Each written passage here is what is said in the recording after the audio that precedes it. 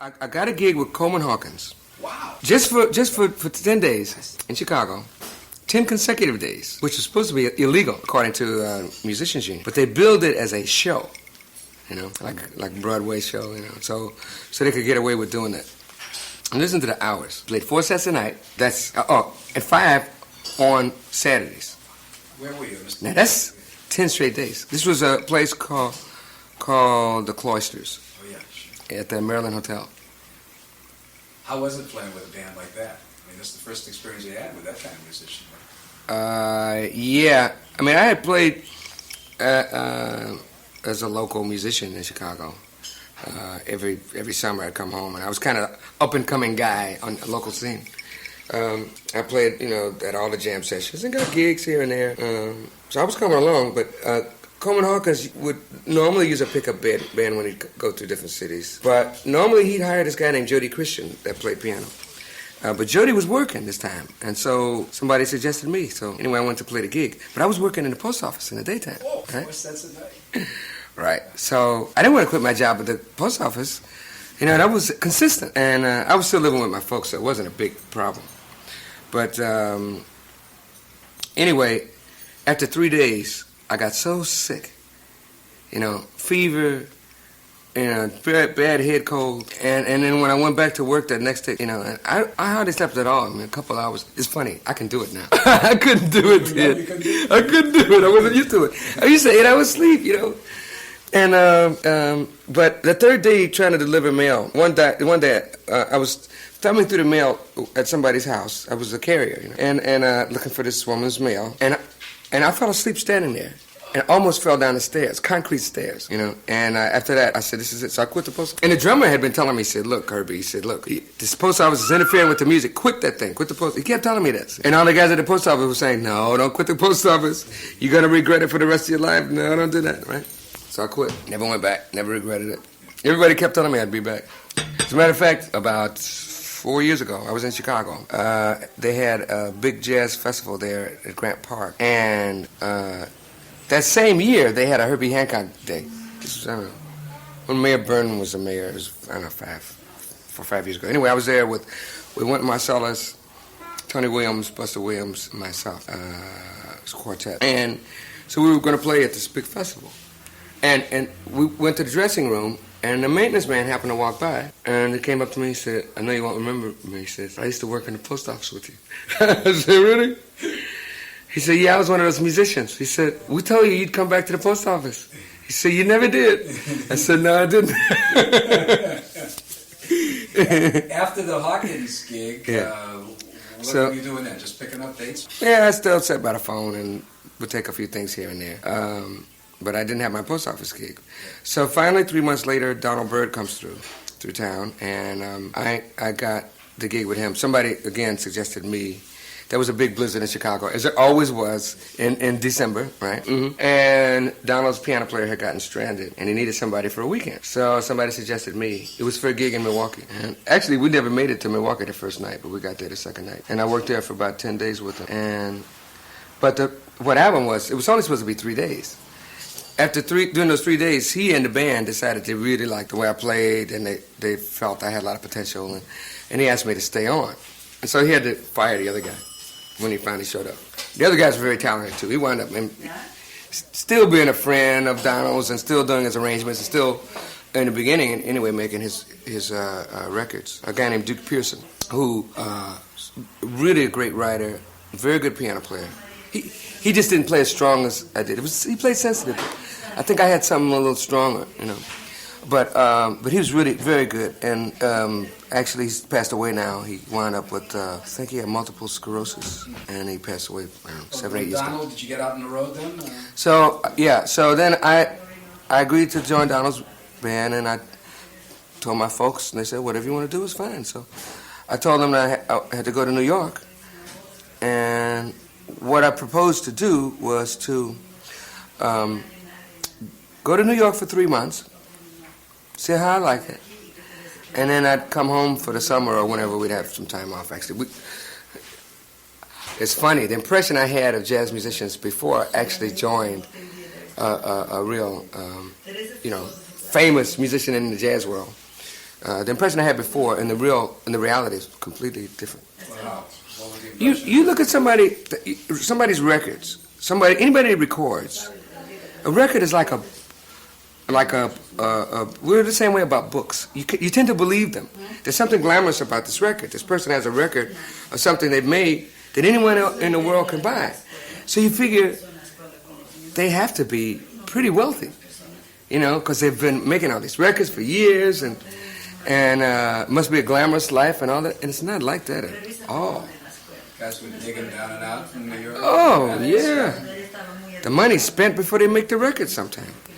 And Donald Byrd, who I thought, I figured this guy, he's really, first of all, he's very intelligent, and he was an educator, and very outgoing, and a very intelligent player. And I thought, sure, this guy probably lived in some big mansion somewhere in New York. Now, nobody has a mansion in New York anyway, right? So, but I didn't know. I had never even been on an airplane before at that time. So my first flight was in January of 1961. 21 years old.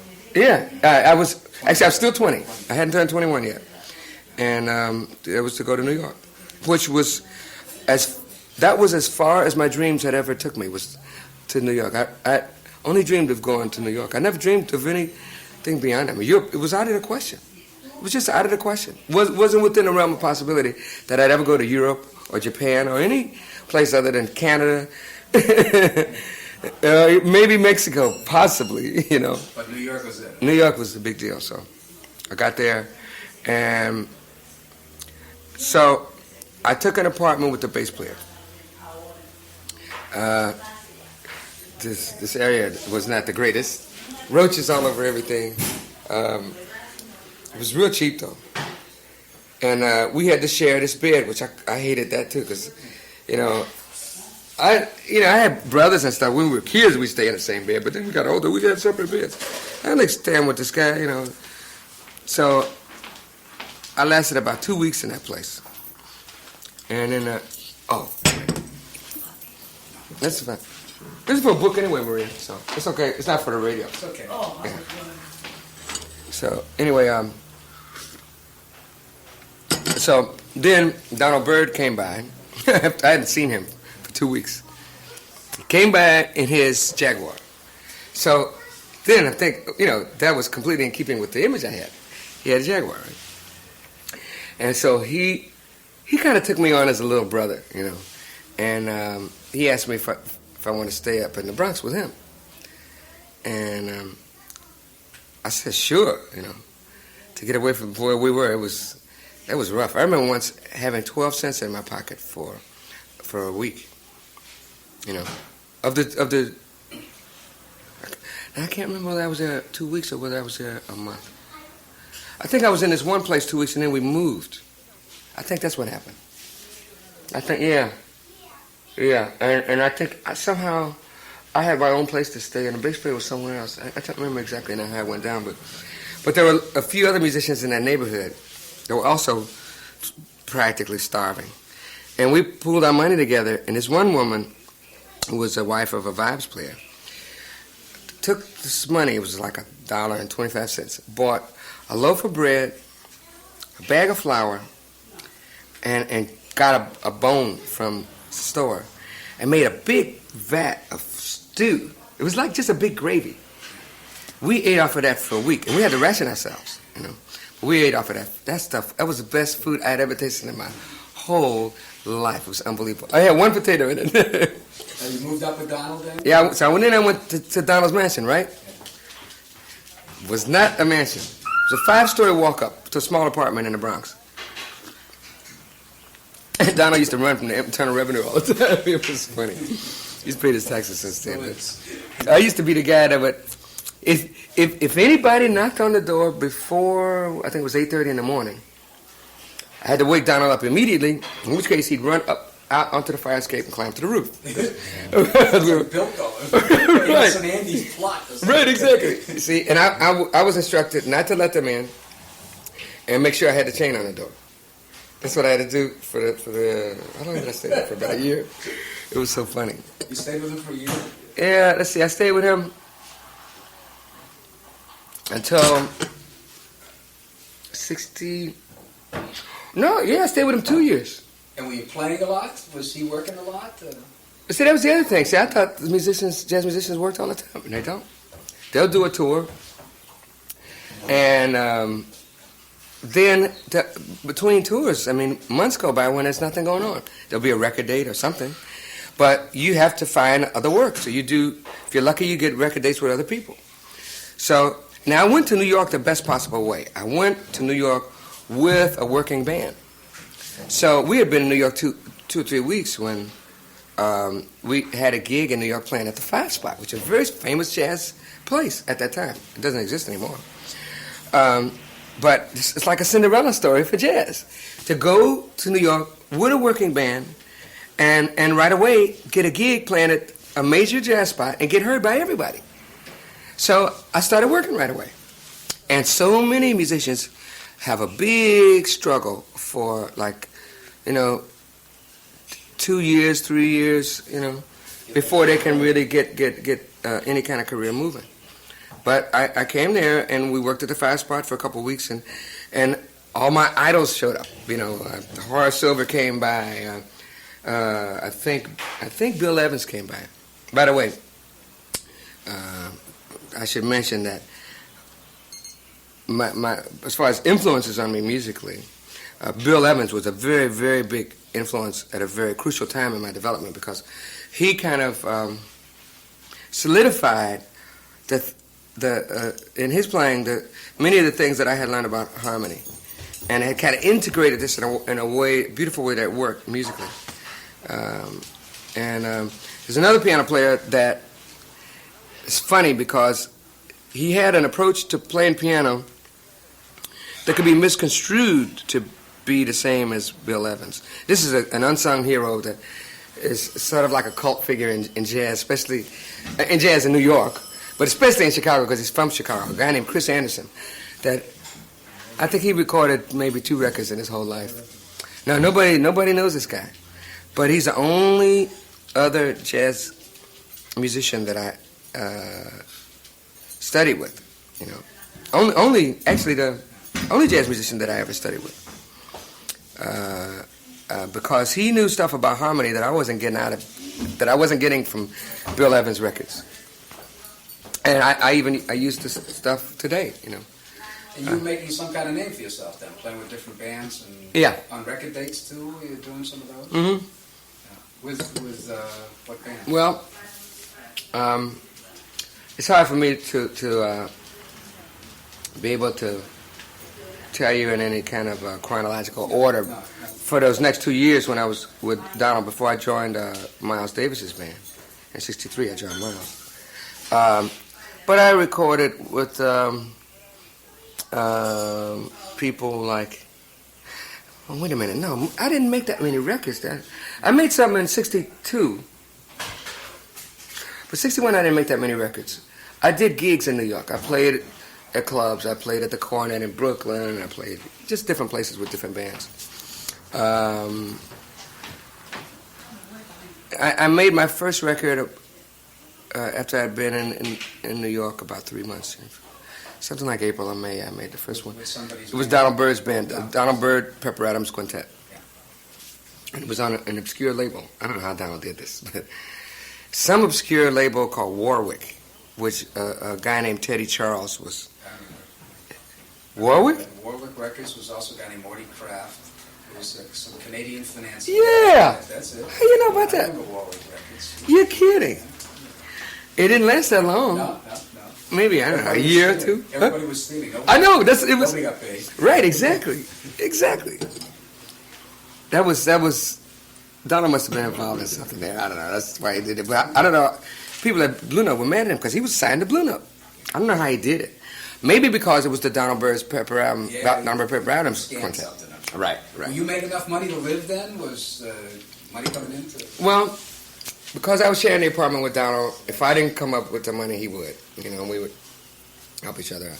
Oh, I remember one gig I played with J.J. Johnson up in Canada, Toronto. That was a person I played with. And as a matter of fact, this was interesting because I stayed up there to work with J.J. It's kind of interesting. And I worked with him, and then the next week, Donald Byrd was working there. So I just stayed there and worked with Donald. But while I was there, now this is 63, while I was in Canada for that, something like 3 weeks, I kept getting calls from people telling me that Miles Davis was looking for me. And I just put no stock in that at all. And Donald came up, and people kept calling, So when I went back to New York,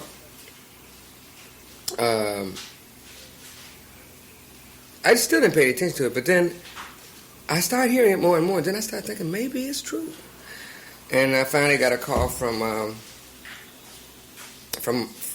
Miles, and he called me, asked me if I was working with anybody. But by that time, I had talked to Donald Byrd. Donald said, look, if Miles calls, tell him you're not working with anybody, and take the gig. That's what Donald said. I said, but Donald, look how much you've done for me and all this. And he said, look, do it, just do it.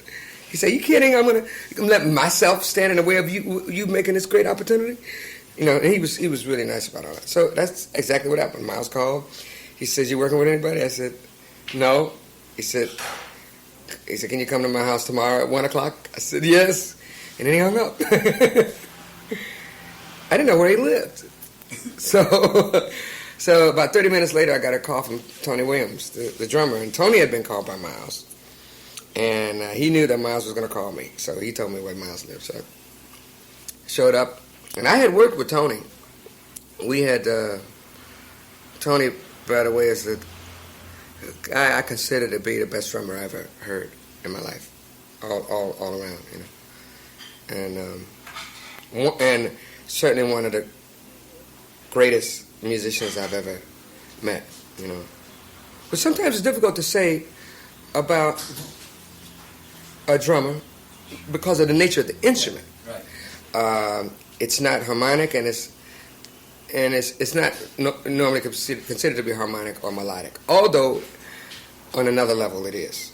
Because there are pitches. Tom-toms, for example, you got high, medium, and low pitches, and the bass drum is low, and the snare drum is kind of high, medium, high, and the cymbals are high. So, but Tony just has this musicianship that's just unbelievable, and that's why his playing is so incredible. But anyway,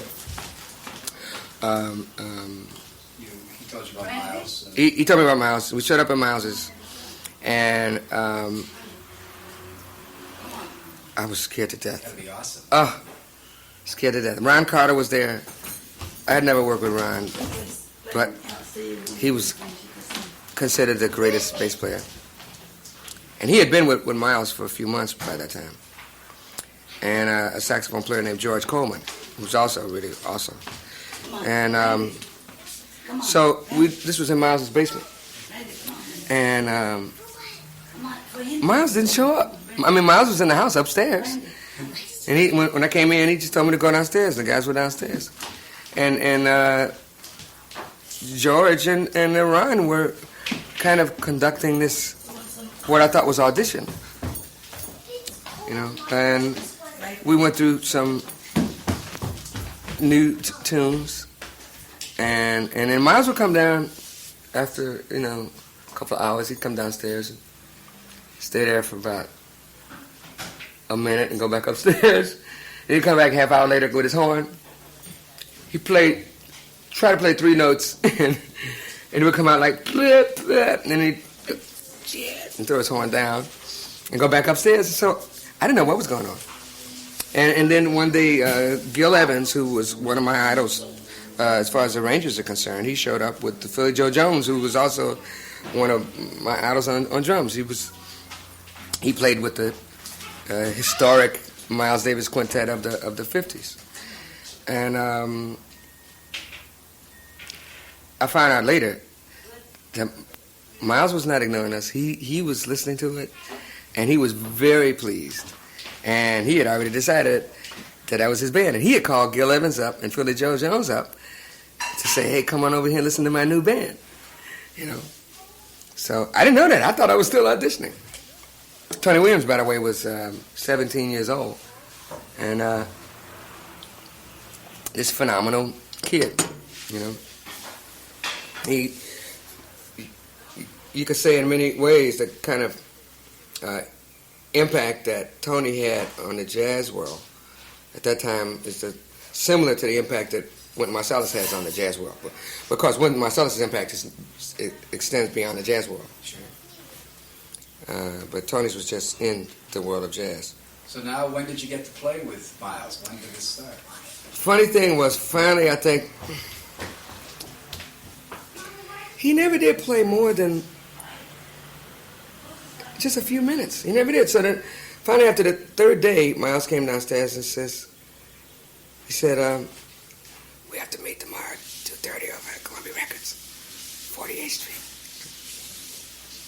No, 30th Street. There was a big studio. The big studio on 30th Street. Church. Right? Yeah. And I said, I was afraid to say, what? I was afraid to say that, you know. I was so scared around Miles. I said, but Miles, I thought I was auditioning. For recording, because I knew that was the recording studio. I said, does that mean I'm in the band? He said, you're making the record.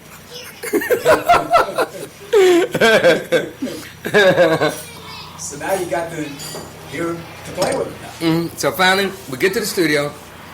We still had never played, not really. And then Miles starts playing these tunes we had rehearsed. And the stuff was smoking. We did a record called 7 Steps to Heaven. And Miles had just kind of rehearsed the melodies, but he never soloed off the stuff. Never did. Until the record date. So I learned later, you know, just how Miles works. Miles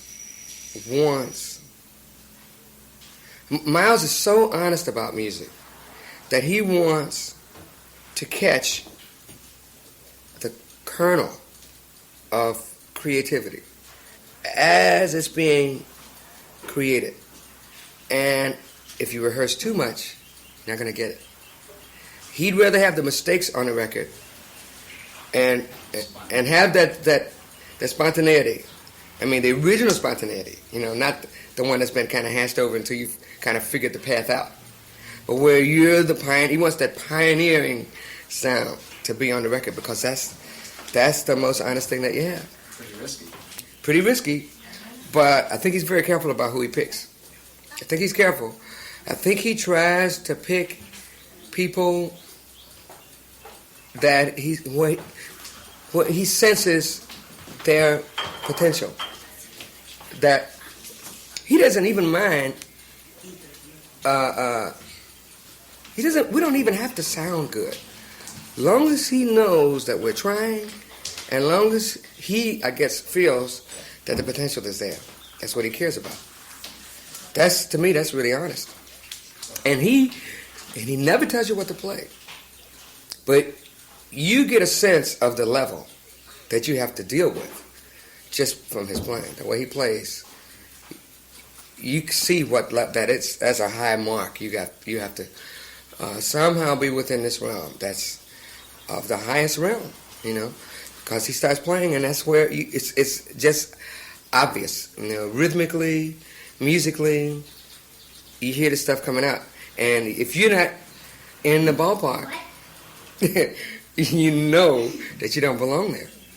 You know, it's very, very obvious. How were those years then? Then you went off for 5 years. So how do you remember those? Well, the first 3 months, I was scared to death, and I was very timid. And I tried because Miles was my favorite musician, and still one of my favorite musicians. But he, I had developed this respect for his music and awe of his music to the point where I only wanted to make it comfortable. If I can, you pass the leader. If I can make it comfortable for Miles, then that's about the best I could do. Well, maybe not the best I could do, but at least I'd be in the ballpark.